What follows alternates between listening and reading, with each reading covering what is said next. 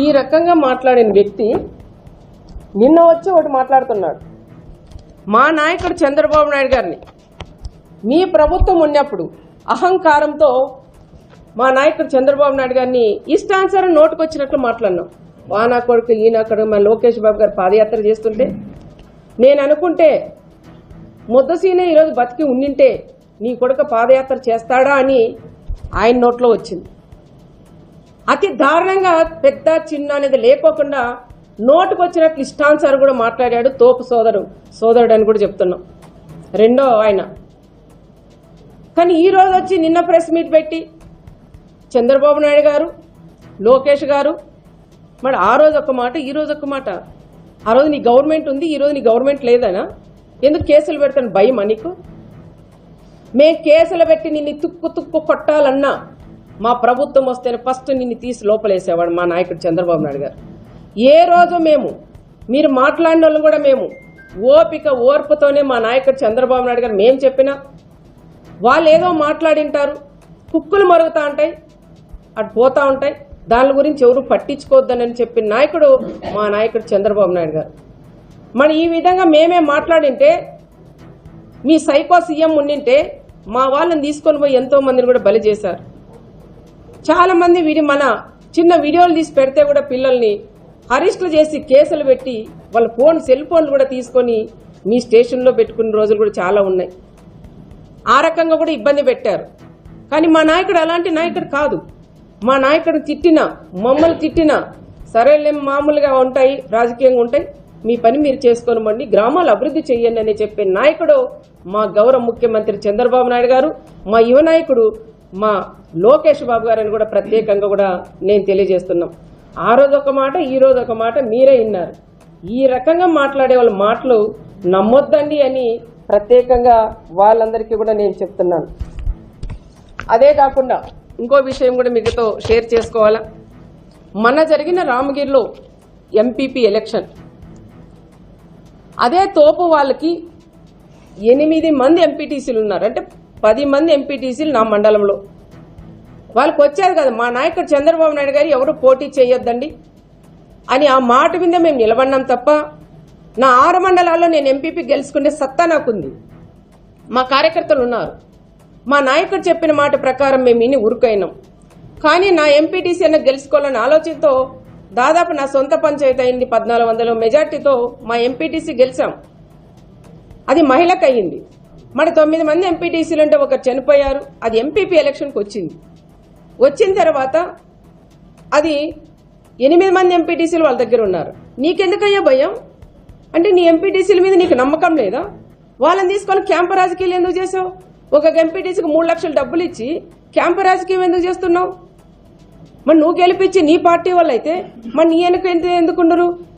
దీన్ని కూడా రాజకీయం చేయాలన్న ఆలోచనతో 3 వ్యక్తుల్ని వాళ్ళ సోదరులేమో ఇద్దరు కూడా హైదరాబాద్లో ఉండడం, బీసీ సామాజిక సంబంధించిన వ్యక్తుల్ని 3 పంపించి వాళ్ళ బంధువులను కూడా పంపించుకోకుండా ఆ 3 పంపించి గొడవ పెట్టాలన్న ఆలోచనతో వెనకాల కొడవెండ్ల పెట్టి వాళ్ళకు కూడా తెలుసో లేదో కొడవెండ్ల పెట్టి అక్కడ కూడా పంపించారు.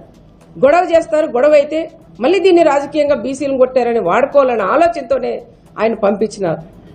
అది అయిన తర్వాత మళ్ళీ మరుసటి రోజు వచ్చి నువ్వు ఎంపీపీని ఎందుకు చేసుకోలేకపోయినావు? నువ్వు టైం అయిపోయిన తర్వాత 11:10 నిమిషాలకి బాగేపల్లి టోల్గేట్తో వెట్లిస్తావయ్యా నువ్వు 1 అవర్లోనే నువ్వు రామగిరికి రాగలవా? నువ్వు టైం తప్పించాలనే ఆలోచనతో ఆ టైంకి పంపించావు. ఆ రోజు ఎలక్షన్ పోస్ట్ పోన్ అయింది. మళ్ళీ మరుసటి రోజన్నా నువ్వు తెచ్చావంటే ఎక్కడో సముద్రంతా తీసుకుపోయినాడంట. మరి నీకంత నమ్మకం లేదు నీ వాళ్ళ మీద నమ్మకం లేక ఇది పోస్ట్ పోన్ చేసి సునీతమ్మ ఈ విధంగా చేసింది కాబట్టి పోస్ట్ పోన్ చేయించు. అయ్యా జగన్ రెడ్డి, నువ్వన్నా తెలుసుకో, మిగతా మండలాలు అంతా ఎంపీపీలు అయ్యారు. మన రామగిరి మండలంలో చాతగానే దద్దమ్మ ఒక ప్రకాష్ రెడ్డి ఉన్నాడు కాబట్టి ఎంపీపీని చేసుకోలేకపోయాడు. చేసుకునే శక్తి లేక ఈరోజు మా మీద పడి ఏడ్చడం అది కరెక్ట్ కాదు అని చెప్తున్నాం. నువ్వు ఎప్పుడైతే ఏటుకోడవెన్లు పెట్టి జనాల్లో రెచ్చగొట్టావో అది చూసి యూత్ కూడా మండలాల్లో కానీ గ్రామాల్లో రెచ్చిపోయారు. దీంతో పాటు మళ్ళీ మరుసటి రోజే ఉగాది పండుగ. ఆ పండగ రోజు చిన్న ఘటన జరిగింది, అది జరగకూడదు. చాలా బాధాకరం నాకు కూడా, ఎందుకంటే నా మండలం ఎప్పుడు కూడా ఫ్యాక్షన్కి సంబంధించిన ఎక్కడ మర్డర్లు కానీ గొడవలు ఖర్చులు ఎక్కడ కూడా లేవు. మా మామయ్య ఉన్నప్పటి నుండి చూస్తే కూడా. కానీ ఆ మర్డర్ అది ఆయన చనిపోవడం లింగమయ్య నా కుటుంబానికి కూడా మా వాళ్ళందరికీ కూడా మాకు బాధాకరం. ఆ కుటుంబానికి ఎప్పుడైనా ఆదుకుంటే కుటుంబం కూడా పరిటాల కుటుంబం. ఆ కుటుంబాన్ని కూడా పరామర్శించేకి నేను వెళ్తే అది వాళ్ళకి కొంచెం బాధగా ఉంటుందన్న ఆలోచనతో మా ఎంపీ గారిని మా మంత్రి గారిని ఇద్దరిని కూడా పంపించి వాళ్ళ పరామర్శించి వాళ్ళకి ఏదైనా కూడా మనం ఆర్థికంగా సహాయం చేద్దాం, రాజకీయాలు పక్కన పెడదాం, వాళ్ళ కుటుంబం కాపాడదామని చెప్పిన వ్యక్తి నేను అని కూడా నేను చెప్తాం. మరి వాళ్ళు చనిపోయి ఆ విధంగా ఉంటే కనీసం ఈ రోజు కన్నా ఒక్కరు వెళ్ళి ఆ కుటుంబం మాట్లాడిచ్చారా? ఆ తోపులు ఎవరన్నా ఉన్నారా? తోపు వచ్చినాడో దండ వేసినారు వెళ్ళిపోయాడు, ఆయన ఎక్కడ పోయినాడో మాయమైనాడో తెలియట్లేదు. అంగో కృష్ణుడు వచ్చి ఇటు చేస్తున్నాడు. మరి ఆ కుటుంబాలు పరామర్శించవచ్చు కదా. ఇంతవరకు ఆ కుటుంబాలను పరామర్శించిన పాపాన పోలేదు. ఆటకొచ్చే ధైర్యము చేత కాక మీ ఆయపని పిలిపిస్తున్నా, వీటికి ఏదో ఈడ వెలగబెట్టవయ్యా, ఇదంతా చేయండి అని ఒకటే చెప్తున్నాను. జగన్మోహన్ రెడ్డికి, ఎక్స్ సీఎం గారికి, మా నాయకుడు చంద్రబాబు నాయుడు గారు మాకు ఒకటే చెప్తా అంటాడు. నేను ఎమ్మెల్యే 20 సంవత్సరాలైంది. మా ఆయన చనిపోయినాక నేను ఎమ్మెల్యే అయిన తర్వాత కూడా ఎక్కడ ఫ్యాక్షన్ లేకుండా చేసిన వ్యక్తి కుటుంబం పరిటాల కుటుంబం. మా నాయకుడు చంద్రబాబు నాయుడు గారు కూడా ఒకటే చెప్తారు, గత మనం అందరం బాగుండాలా, మన పిల్లలు బాగుండాలా, చదువుకోవాలా, ఉద్యోగాలు చేయాలా, రాజకీయ ఎలక్షన్ అప్పుడు ఎలక్షన్ చేసుకుందాం, అందరూ కూడా డెవలప్ చేయండి, పార్టీలకు అతీతంగా మనం పని చేద్దామని చెప్పిన నాయకుడు మా అన్న చంద్రన్ అని కూడా నేను చెప్తున్నాను. ఆయన అడగజాడల్లోనే మా కుటుంబం కూడా నడుస్తుందని కూడా నేను చెప్తున్నాం. మన జగన్ రెడ్డి మీరేదో శుక్రవారం వస్తారంట అంటే మంగళవారం అన్నారు, ఆయన శుక్రవారం అయితే బాగా అచ్చొస్తుంది కాబట్టి నేను శుక్రవారం అని చెప్తున్నాం. నువ్వు శుక్రవారం వచ్చినప్పుడు కూడా ఫస్ట్ సూట్ కేస్ బాంబు గురించి కూడా చెప్పండి. ఎవరు పంపించారు పరిటాల రవి గారిని చంపడానికని అది కూడా చెప్పండి. దాంతోపాటు మా ఆయన పరిటాల రవి గారిని చంపినప్పుడు మీ నాన్న సీఎంగా ఉన్నప్పుడు మా ఆయన పరిటాల రవి గారు చనిపోయారు, దాంట్లో కూడా నువ్వు కూడా ఉన్నావు. నిన్ను కూడా సిబిఐలు కూడా విచారించారు మీ నాన్న సీఎంగా ఉన్నప్పుడు. మా ఆయనతో పాటు దాదాపు 45 మందిని అనంతపురం జిల్లా వాళ్ళని కూడా పొట్టను పెట్టుకున్నారు. మాకందరికీ నువ్వు కూడా సమాధానం చెప్పే బాధ్యత అది నీ మీదే ఉంది. అదే కాకుండా చాలా వరకు మన ఇక్కడ చూస్తే మహేశ్వర్ రెడ్డి అని తోపుదుర్తికి సంబంధించిన మహేశ్వర్ రెడ్డి మీ తోపు ఎమ్మెల్యే వాళ్ళ ఊరు మాజీ ఎమ్మెల్యే ఊరు మహేశ్వర్ రెడ్డిని కూడా అతి దారుణంగా చంపి రైలు పట్టాల మీద కూడా వేసినది మీ తోపు బ్రదర్స్. మరి ఆ కుటుంబాన్ని కూడా నువ్వు పరామర్శించాలని ప్రత్యేకంగా జగన్కి చెప్తున్నాం. మళ్ళీ మొన్ననే గాండ్లపర్తి కొత్తపల్లి మోహన్ రెడ్డి వాళ్ళ కుటుంబం ఉన్నప్పటి నుండి ఫస్ట్ నుంచి మీ వైఎస్ఆర్ పార్టీలోనే ఉన్నారు. కానీ మీ వాళ్ళు చేస్తున్నట్టు నచ్చక మా పార్టీలోకి వచ్చినారు. వచ్చిన తర్వాత మోహన్ రెడ్డి గారిని కూడా ఇంటికి వెళ్ళి కొడవెన్లతో నరికేశారు, కాళ్ళు చేతులు నీరిగాయి. అందుకని మోహన్ రెడ్డిని కూడా నువ్వు పరామర్శించాలని కూడా ప్రత్యేకంగా కూడా నేను చెప్తున్నాను. అదే తోపుదుర్తిలో వాల్మీకులకు సంబంధించిన వాల్మీకులు ఉన్నారు. వాళ్ళు మీ ప్రభుత్వం ఉన్నన్నాళ్ళు ఇల్లు స్టేషన్, ఇల్లు జైలు పెట్టావు. మరి ఆ కుటుంబాలు ఎన్నో కుటుంబాలు బీసీ కుటుంబాలను కూడా ఇబ్బంది పడినాయి. ఆ కుటుంబాలు కూడా నువ్వు వచ్చినప్పుడు పరామర్శించు. అదే కాకుండా దాదాపు నువ్వు వచ్చినప్పుడు కొన్ని బట్టలు తెచ్చుకోవద్దండి, చాలా లగేజ్ కూడా ఎక్కువ తెచ్చుకోవాలి. ఎందుకంటే మా 6 మండలాల్లో మీ ప్రభుత్వం ఉన్నప్పుడు మీ తోపు ఎమ్మెల్యేగా ఉన్నప్పుడు చాలా మంది వైఎస్ఆర్ లీడర్లు కానీ కార్యకర్తలు కూడా వాళ్ళ వల్లేనే నష్టపోయారు.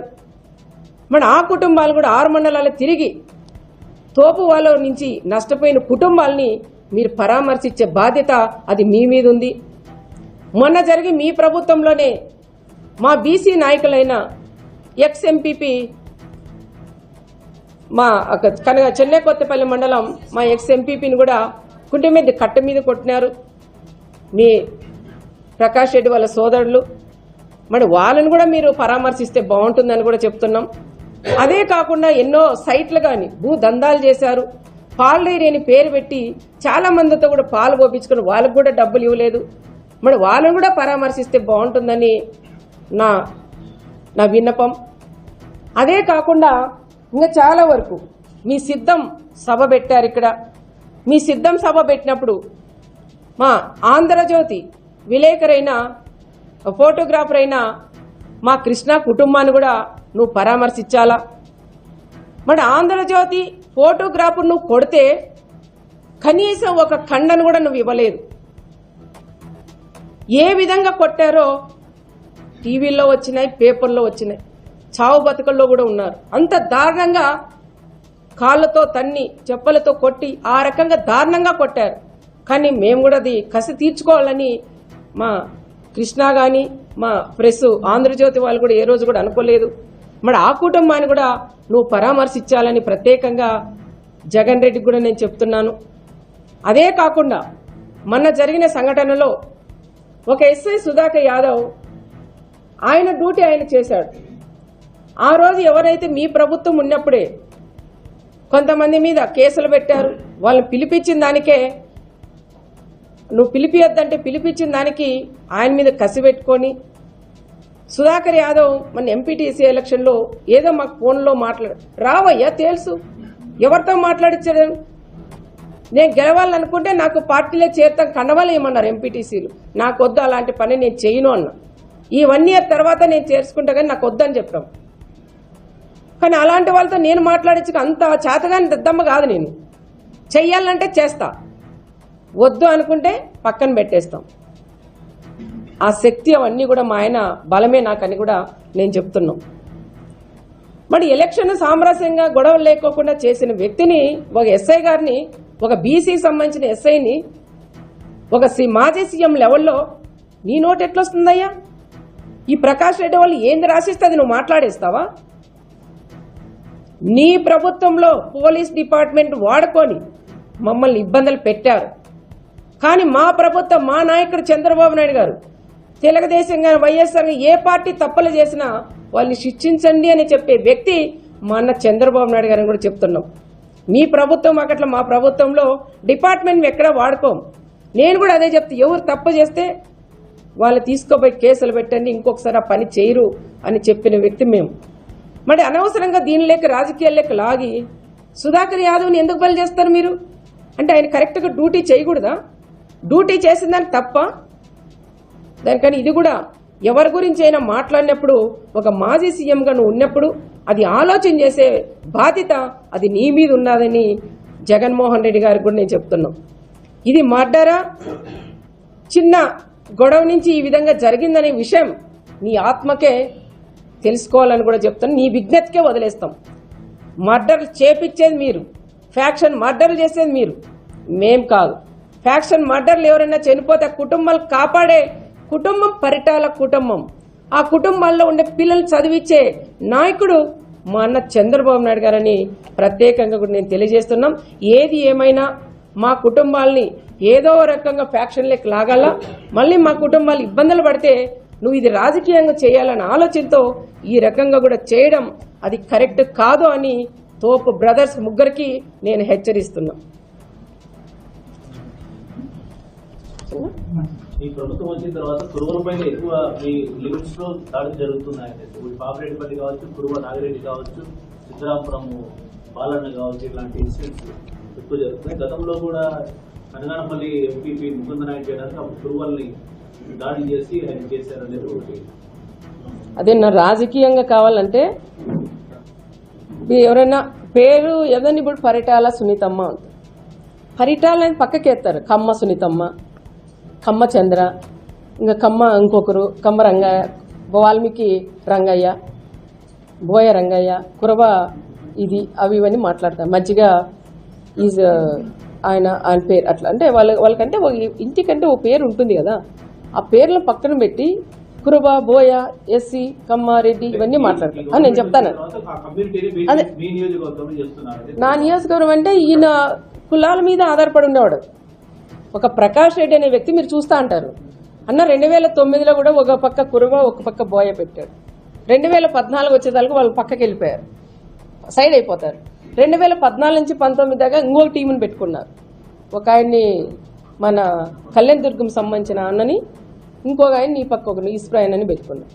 2014 అయినాక మళ్ళీ 19 నుంచి 24 చూడండి ఎవరున్నారో పక్కన. అంటే ఇయర్ 5 ఏళ్ళకోసారి మార్చుకుంటూ పోతా ఉంటాడు. ఎప్పుడైనా ఆయన ప్రెస్ మీట్లో మీరే గమనించండి, ఓ పక్క వాల్మీకిని పెట్టింటాడు, ఓ పక్క కురవ సోదరులను పెట్టుకుంటాడు. ఆ రకంగా కులాలందరినీ కూడా వాడుకునే లాగా ఆ రకంగా కులాలను ముందు పెట్టి రాజకీయం చేసే నాయకుడు ఒక తోపు బ్రదర్స్.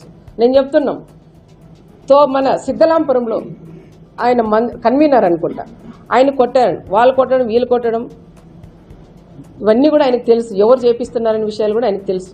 ఆయన విజ్ఞతకే వదిలేస్తాం. అదే కాకుండా మొన్న చనిపోయింది, అది రాజకీయ మర్డర్ అంటారు. వాళ్ళని అడగండి, రాజకీయ మర్డర్ అనుకోకుండా జరిగిందా? వాళ్ళ కుటుంబ సభ్యులే చెప్తున్నారు. దీన్ని కూడా రాజకీయంగా కురవ వాళ్ళని చంపారు. నువ్వెందుకు పంపేయాలా రామగిరికి? మీ సోదరులు ఉన్నారు కదా. అంటే దందాలు చేసే సంపాదించేదానికి నీ వాళ్ళు ఉండాలా? కేసులు పెట్టించుకొని ఇబ్బందులు పడేదానికి బీసీలా? మరి ఆ రోజు వీళ్ళని ఎందుకు ముందుకు పెట్టుకొని చాకలేకపోయావు? మరి నీ గవర్నమెంట్ ఉన్నప్పుడు వీళ్ళు ఎందుకు అదే ఆయన వాళ్ళని పెట్టి మరి ఏదో పదవులు ఇప్పివచ్చు కదా సోదరులకి? ఎవరికైనా ఇప్పించావా? రాజకీయంగా వాడుకొని పక్కకు పడేస్తున్నారు. అదే మా గ్రామం సంబంధించి ముత్యాలన్న ఎంపీటీసీ, ఆ పిల్లోని 5 సంవత్సరాలు వాళ్ళ ప్రభుత్వం లేనన్నారు. 14 నుంచి 19 దాకా పక్కన పెట్టుకొని ఉన్నాడు. సునీతమ్మ చంపుతుందేమో ఈయనకుండల్లా, పోలీసు ఎస్కార్ట్ ఇవ్వండి, గన్మ్యాన్లు ఇవ్వండి అని ముత్యాలని వీళ్ళని పెట్టుకున్నాం. మళ్ళీ నీ ప్రభుత్వం వచ్చిన తర్వాత ముత్యాలు ఎందుకు సేదైనాడు? కురవ ముత్యాలు ఎందుకు తోసేసావు? మరి ఈరోజు ఎందుకు నువ్వు సస్పెండ్ చేసావు? నువ్వు ఆ కులాలని ముందు పెట్టుకొని నువ్వు ఆ కులాలతో రాజకీయం చేసావు. రాజకీయం చేసినప్పుడు మన ఆ కులాలను నువ్వు పార్టీ నుండి ఎందుకు సస్పెండ్ చేసావు? అంటే నీ దగ్గర ఉంటే సస్పెండ్ చేయవు, అదే మాధవ్ దగ్గరికి పోతే నువ్వు సస్పెండ్ చేస్తావా? కుల రాజకీయాలు చేసేదానికే బీసీలందరినీ కూడా అడ్డం పెట్టుకొని మైకుల ముందర మాట్లాడడానికి, జగన్మోహన్ రెడ్డి దగ్గర చెప్పుకోవడానికి ఈ కులాలను వాడుకుంటున్నారు. దయచేసి అన్ని కులాల వాళ్ళు ఒక్కసారి తెలుసుకోండి. ఏ కులము ఎప్పుడు వాళ్ళ దగ్గర ఉంటుందో వాళ్ళని అన్యాయమే చేస్తారు, కానీ వాళ్ళకి న్యాయం అనేది చేసే శక్తి వాళ్ళకి లేదని ప్రత్యేకంగా వాళ్ళకు కూడా నేను తెలియజేస్తున్నాను. మా కులాలన్నా నా ఇంట్లో రండి, ఇప్పుడు ఎవరొచ్చినా ఎస్సీ ఎస్టీ బీసీ మైనార్ ఎవరొచ్చినా నా టేబుల్ మీద కూర్చొని ధైర్యంగా అన్నం తింటారు. చీరలు లాక్కొని ధైర్యంగా కూర్చుంటాను నా దగ్గర. రండి అన్న వాళ్ళ ఇంటి దగ్గరికి వెళ్దాం. ఒక బీసీ పోయిన ఈ రోజుకు కూడా చెప్పులు వదిలి మళ్ళీ వాళ్ళ ఇంటి దగ్గరికి పోతున్నా. కుర్చీలో కూర్చోబెట్టారని అడగండి. అదే వైఎస్ఆర్ఎల్ మీకు ఎవరైనా తెలిసింటారు. సునీతమ్మ ఇంటి దగ్గర పోతే ఏ విధంగా గౌరవం ఉంటుంది, అదే ప్రకాష్ రెడ్డి ఇంటి దగ్గర పోతే మీకు ఏ రకంగా ఉంటుందని ఒక్కసారి మీరు కూడా అడిగి తెలుసుకోవాలని ప్రత్యేకంగా ఇక్కడుండే సోదరులందరికీ కూడా చెప్తున్నాం. చాలా మందికి పరిటాల రవి గారి గురించి కూడా మీకు తెలిసింటుంది, కొంతమంది తెలిసిండదు. మీలాంటి వాళ్ళకి అప్పుడు తెలిసింటుంది. ఆ కుటుంబం అంటే ఏంటనేది కూడా మీకు కూడా తెలిసింటుందని కూడా ప్రత్యేకంగా కూడా నేను తెలియజేస్తాను.